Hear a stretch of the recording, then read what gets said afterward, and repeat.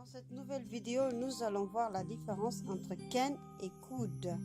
Alors can, c'est le verbe pouvoir au présent. Could, c'est le verbe pouvoir mais au passé. Alors là, dans cet exemple, on voit I can make a boat with a paper. Je peux fabriquer un bateau. Vous faire un bateau ou fabriquer comme vous voulez. Donc ici, c'est quelque chose qu'on explique qu'on est capable. En fait, c'est une capacité. Donc on emploie le mot can. Deuxième exemple, ici on voit I can play drums. Donc, je peux jouer la batterie. Donc pareil, c'est toujours can pour dire que vous savez faire et vous le faites tous les jours et vous êtes capable.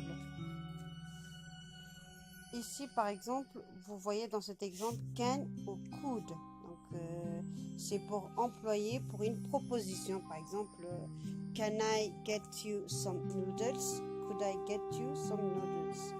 Donc, soit vous pouvez dire can ou could quand il s'agit d'une proposition. Là, dans cet exemple, c'est une permission. Can I borrow your cell phone? Could I borrow your cell phone? Là, dans cet exemple, comme vous voyez, c'est une suggestion. You could choose a cat instead of a dog. Ou vice-versa, comme vous voulez. Là, pour une suggestion, c'est mieux d'employer could que can. Là, par contre, c'est un autre exemple.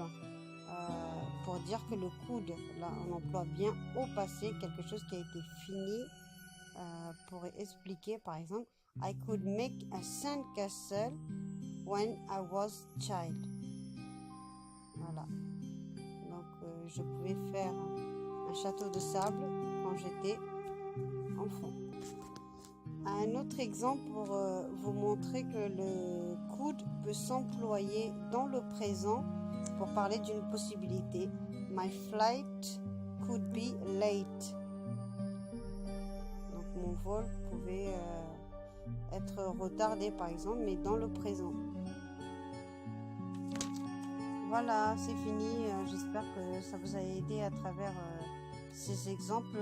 Donc en résumé, le verbe pouvoir au présent, vous l'utilisez pour dire que vous avez la capacité de faire quelque chose que vous maîtrisez bien tous les jours.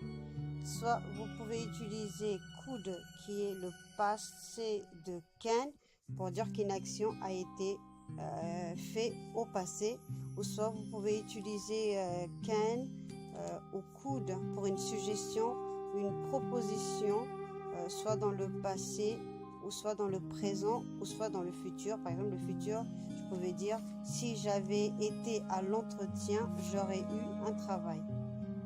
Donc voilà, il y a ce 3 temps à utiliser pour le could. C'est pas que pour le passé.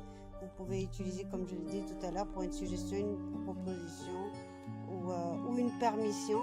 Et puis could s'emploie aussi pour demander poliment à une personne qui est au placé, et can vous pouvez utiliser pour demander quelque chose à un ami qui est très proche à vous. Voilà. En attendant, pour bien s'exercer, il faut faire des exercices pour bien comprendre à quel moment utiliser can et could, quel est ce verbe. Donc voilà, j'espère que cette vidéo vous a été utile. Partagez-le si vous connaissez quelqu'un qui a ce problème.